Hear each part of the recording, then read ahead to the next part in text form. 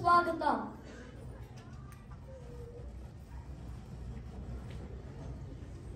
మొక్కుతుమ్మన గారికి స్వాగతం సుస్వాగతం.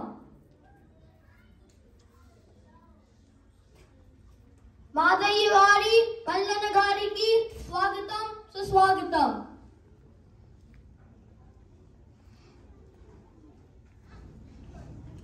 దుర్జతి కఫిఫరియా స్వాగతం సుస్వాగతం.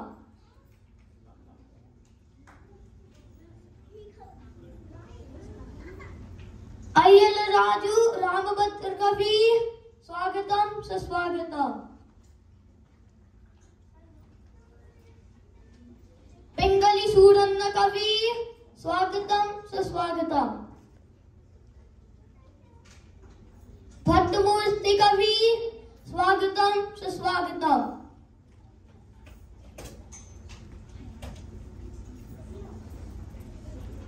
అసమాన ప్రజ్ఞావంతులు గొప్ప రాజకీయ ధనంధరుడు అయిన తెమ్మరసు గారికి స్వాగతం సుస్వాగతం.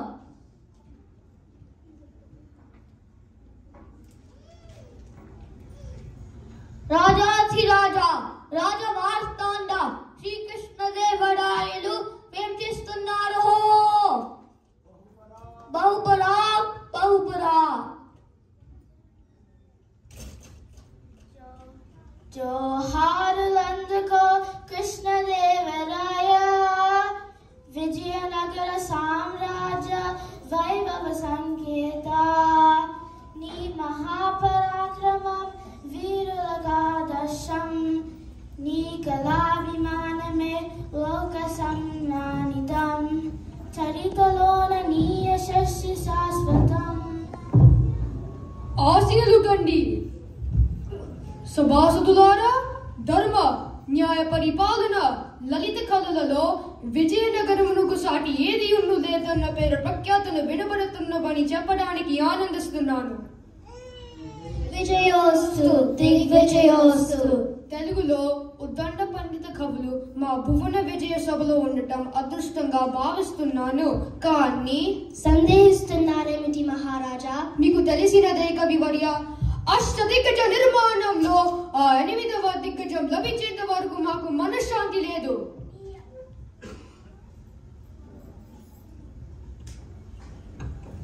మీ ఆవేదన మేము అర్థం చేసుకోగలం మహారాజా. మా అందరి వార్త కూడా అదే. మీ అష్టదిగ్గజ నిర్మాణము త్వరలోనే పూర్తి కావాలని ఆ శారదాదేవిని ప్రార్థిస్తున్నాము. పింగళి గారు సెలవిచ్చినట్టు ఆ శుభముహూర్తానికే సహనంతో వేచి ఉండటం మన కర్తవ్యం మహారాజా. జయము జయము మహారాజా. ఒక కవి పండితుడు మీ దర్శనార్థమై వేచి ఉన్నారు. ప్రవేశం కోరుతున్నారు ప్రభు. ప్రభు, ఆ యువ కవి ఆగమన వార్త నాకెందుకు ఆ శారదాదేవి సంకల్పమని శుభసూచకంగా గోచరించుచున్నది. వెంటనే అతనిని సాదరంగా సభకు తీసుకుని రండి.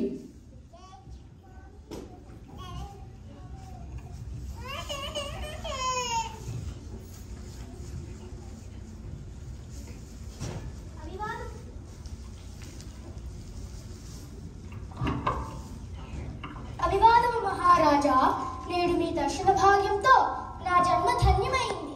సాక్షాత్తు సరస్వతీ మూర్తులైన ఈ పండితోత్తములకు నా హృదయపూర్వక నమస్సుమాంజలులు. నీ పరిచయం రాళ్ళవారికి వివరించు నాయనా. నా నామధేయము గార్లపాటి రామకృష్ణ. నేను కృష్ణా తీరంలోని తెనాలి వాసిని. నన్ను అందరూ తెనాలి రామకృష్ణ అని కూడా పిలుస్తారు. సంస్కృత ఆంధ్రములలో పండితుడినని నలుగురు పిలిచిన నేను ఎల్లప్పుడూ విద్యార్థినే. ఏమి కావాలో రాయల వారికి విన్నవించు. మహారాజా, అద్వితీయమైన ఈ సదస్సు చేరి మిమ్మల్ని సదా సేవించుకోవాలన్నదే నా చిరకాల వాంఛ. ఆఖరి దిగ్గజంగా చేరి మీ ఆశయం కూడా నెరవేర్చే ఒక అవకాశాన్ని కల్పించమని కోరుతున్నాను ప్రభు.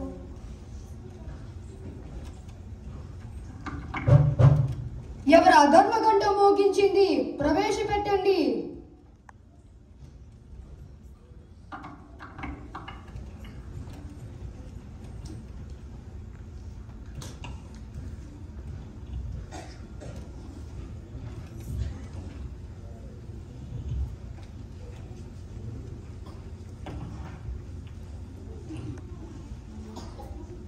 నీకొచ్చిన సమస్య ఏమిటో రాయల వారికి వినవించు. మహాప్రభు, ఏమి చెప్పమంటావు? మా నాన్నగారు మరణ శయ్య మీద ఉండగా మా ముగ్గురు అన్న తమ్ములను 17 ఏనుగులను పంచుకోమని సెలవిచ్చి కన్ను మూశారు. సగభాగం నన్ను, 3వ వంతు 2వ వారిని, 9వ వంతు 3వ వారిని పంచుకోమన్నారు. ఈ పంపకం చేయలేక వాటిని మీ గజశాలకు తరలించారు.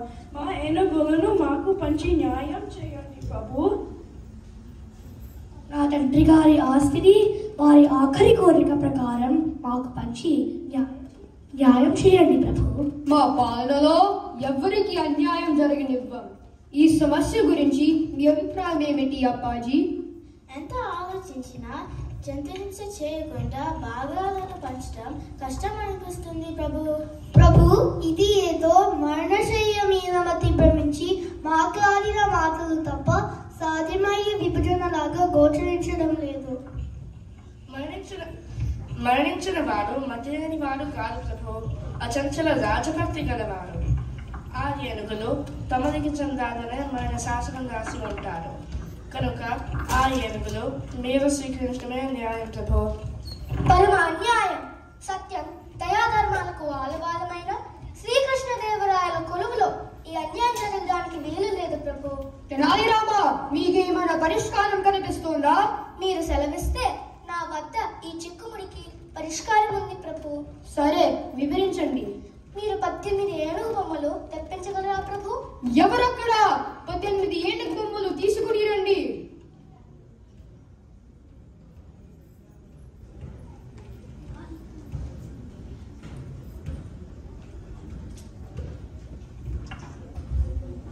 మహారాజా, ఇదిగో ఈ 17 ఏనుగులు వారి తండ్రి గారు పంచుకోమన్న ఏనుగులు. మీ ఏనుగుని కూడా జత చేస్తే 18 ఏనుగులు. ఇందులో సగభాగం అంటే 9 ఏనుగులు అతనికి ఇచ్చేద్దాం. రెండో కొడుకుకి 3వ వంతు అంటే 6 ఏనుగులు వారికి ఇచ్చేద్దాం. 3వ కొడుకుకి 9వ వంతు అంటే 2 ఏనుగులు వారికి ఇచ్చేద్దాం.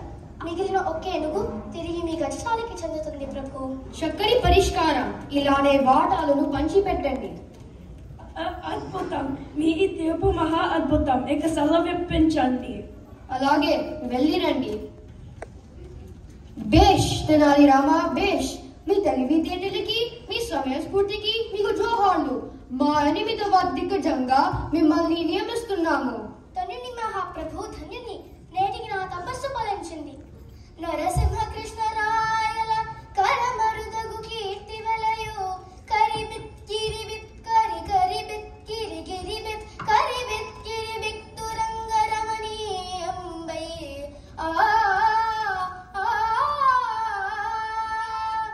చిన్నవాడిపైన చక్కని పద్యం చెప్పావయ్యా.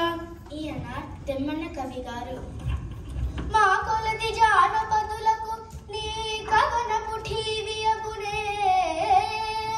మా కొలది జానపదులకు నీ కవనపు ఠీవియగునే.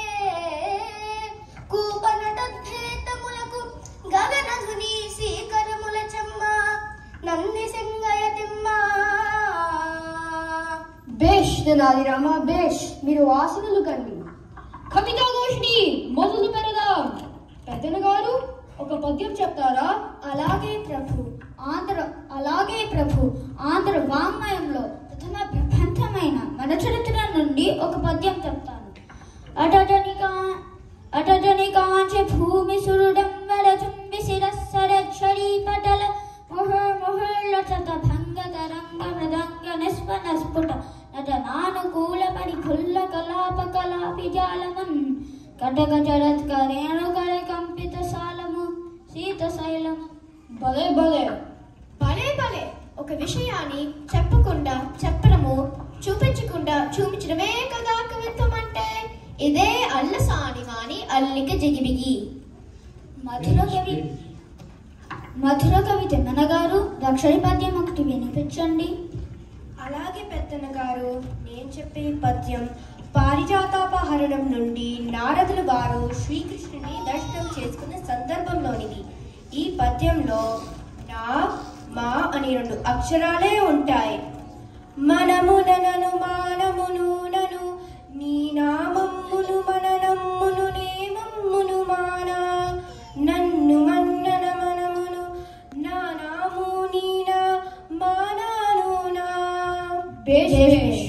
తోర్చటి కవి, మీ శ్రీకాళహస్తీశ్వర శతకం నుండి ఒక పద్యాన్ని వినిపించండి. శివాయ గురవే నమః. అంతా శ్రీవేక్ష పవిపుష్పం బగునగ్నిమాంసకు నకూపారంభు భూమి స్థలం బహు శత్రుందతి మృత్యుందో విషమ దివ్యాహారమౌననగాన్ అవని మండలిలో పల్లం శివ శివేత్య భాషణోల్లాసికించవ నీ నామము సర్వవశ్యకర్మౌ శ్రీకాళహస్తీశ్వర.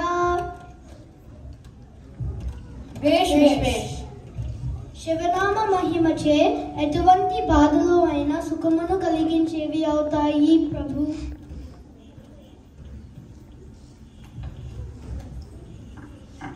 భద్రమూర్తి కవి, మీ వసు చరిత్ర నుండి ఒక పద్యాన్ని వినిపించండి.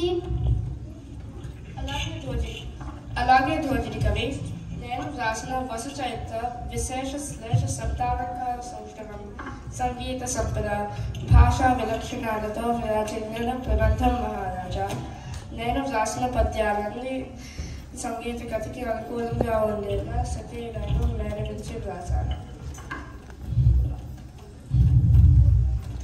అందులో ఒక పద్యం. భలే, మీరు వసు చరిత్ర నుండి వసంత ఋతువుని వర్ణించినట్టుగా ఏ కవి వర్ణించలేదు. పింగళి సూరన్న కవి తెలుగు పద్యంలోనే సంస్కృత శ్లోకం ఉండేలా చిత్ర కవిత్వం చెప్పగలే దిట్టలు కదా. అటువంటి ఒక పద్యం వివరించగా, మొదటి తెలుగు నవలైన కళాపూర్ణోదయం నుండి ఈ పద్యం చెప్పుతాను. దీనిని ముందు నుండి చదివితే తెలుగు పద్యం, వెనక నుండి చదివితే సంస్కృత శ్లోకం వస్తుంది. తావెను వారికి సరవిగ భావనతో నానునతివి భావిసు తేజాదేవర గౌరవ మహిమన మావలసిన కవిత మరిగి మాకున దీశా. బేష్. తెనాలి రామకృష్ణ, మీరు ఈ సమస్యని పూరిస్తారా? కుంచరయూదంబు దోమ కుతుక చొచ్చెన్. ఏంటి? ఏనుగుల గుంపు దోమ గొంతులో చొచ్చుకుందా? అసాధ్యాన్ని సుసాధ్యం చేసేద్దాం. రంజన చెడి పాండవులరి భంజనులైరి విరటుగొల్లు పాలైరకట సంజయ విధినే మన్నును కుంజరయూదంబు దోమ కుతుక చొచ్చెన్. బేష్. రామభద్రుల వారు ఈ సమస్యని పూరిస్తారా? బలరాముడు సీత జూచి పక్కున నవ్వెను. భలే చిక్కు సమస్య ఇచ్చారే. ద్వాపర యుగాన్ని త్రేతాయుగాన్ని కల్పమంటారు. కలిపేస్తే పోతుంది. లలనలు పాయసమానిన కలుగుదురే కొడుకులను చుష్మాశ్రుత పలుకన్ పొలముల దొరికెదరని తీవల రాముడు సీతం చూచి పక్కున నవ్వెన్. భలే. మల్లన కవివర్య, మీరు ఈ సమస్యని పూరిస్తారా? కప్పంగని శేషుడంత గడగడ వణకెన్.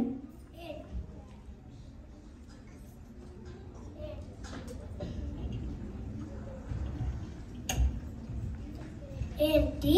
కప్పని చూసి పాము వణికిందంటారా? నన్ను వణికిద్దామనుకున్నారా?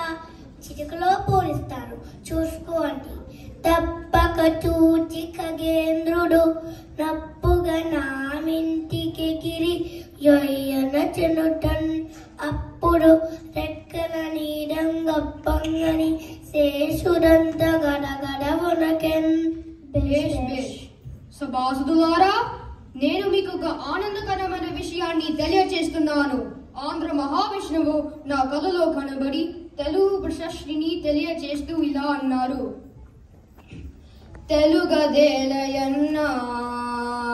తెలుగదేలయన్న దేశంబు తెలుగు ఏను తెలుగు వల్ల బుండ తెలుగు కంద ఎల్లను కొలువ ఎరుగవే బాసాడి దేశ భాషలందు తెలుగు లెస్స దేశ భాషలందు తెలుగు లెస్స.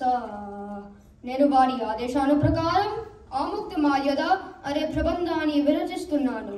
నేడు మన అష్టదిగ్గజ నిర్మాణం పూర్తి కావడం వలన తెలుగు పాండిత్యంలో కూడా మన భువన విజయ సదస్సు భావితరాలకు ఒక మార్గదర్శినిగా ఉంటుందని నా కోరిక. తదాస్తు, శుభమస్తు.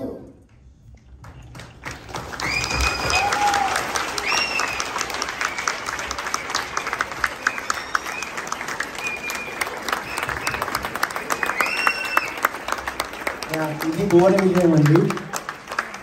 దాదాపు 15 పేజీల డైలాగులు, 12 మంది విద్యార్థులు ఎంత ప్రయత్నం చేస్తే వాళ్ళు ఒక్క డైలాగ్ మిస్ అవ్వకుండా, ఒక సింక్ మిస్ అవ్వకుండా చేశారన్నది దయచేసి మీరు ఒకసారి అర్థం చేసుకోవాలి.